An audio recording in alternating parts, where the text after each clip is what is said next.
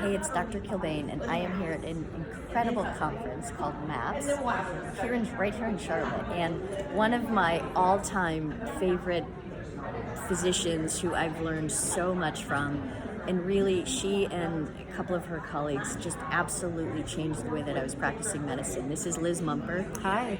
And we also have Nancy O'Hara here, and just an incredible cast of physicians doing these talks.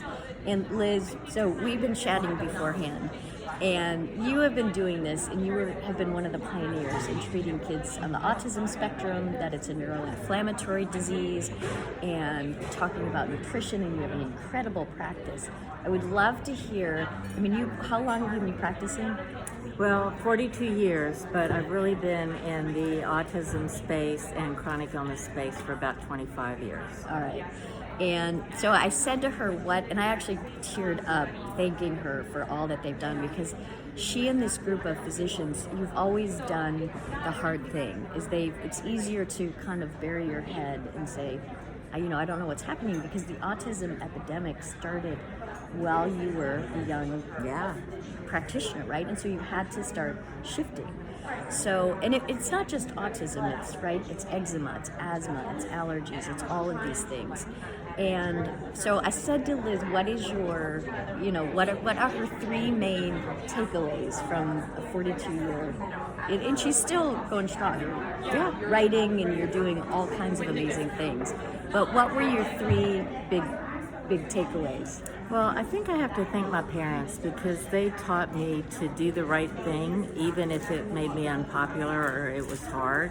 And I will say that it was hard to be a pioneer in the autism field, because when I started, autism was totally considered a psychiatric illness.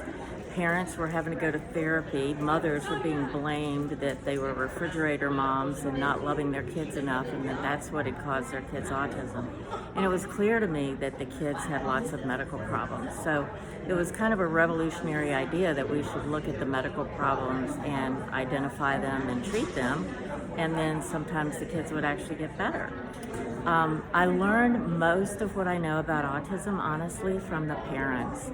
Parents are such good observers, and they know their children well. And they were the ones that brought to our attention that the kids had chronic diarrhea or seemed to be in pain all the time.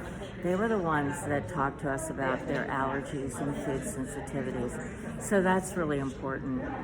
And I've learned that if you do what you love, things tend to go your way. I have been very lucky. I've gotten to lecture in, I think, about 20 countries now to talk about this field, and I've loved meeting people from all over the world. It has been a little difficult for me emotionally sometimes to hear the criticism that other traditional pediatricians have said about me. But again, I keep coming back to that, do the right thing, even if it makes you unpopular.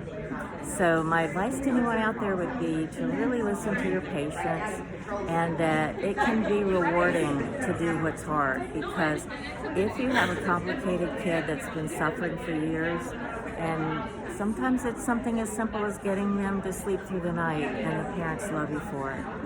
So I hope all of you out there will start looking at kids with autism with a bit of a new perspective, and maybe try some new things. Awesome. And then what was the third piece of advice that we had talked about? Oh, I thought we did all three. I thought we did the do what you love. She said have fun. Oh, and have fun. Yeah. It's actually, sometimes when you're a general pediatrician, it gets a little bit repetitive to be doing quick visits for earaches and sore throats. If you get a complicated kid, it's fun to try to figure out what's wrong with them, and you gather all this data. It's kind of like being a medical detective, and then if they get better, it's just so rewarding. Yeah. And you had said, what I found is that once I started practicing integrative and functional medicine, my love of medicine came back. It's true. And I love getting to do it. Yeah, so we are lucky that we picked the jobs we did. And they have this incredible fellowship training it's a mentorship program for other practitioners. Yeah, it's MAPS, the Medical Academy of Pediatric Special Needs. And with your membership, you go to a foundational course. You can take the specialty courses on neurology and gastroenterology and metabolism online now. And then you come back in person to do MAPS in clinical practice. That's very case-based. And then you do a mentorship with a seasoned clinician and take some tests, and then you're a fellow. Which is priceless. I mean, I have spent a lot of money as I started doing this, is the practitioners who were doing these things. I would call and pay for, consults, and we would, send all of our complicated patients, because you can't open a textbook to figure these things out. So thank you, Liz. And where can people find you? I do not do social media much, Okay. so they don't have a find me website, there. right? But we do have a Remlin Center website that I'm terrible about updating.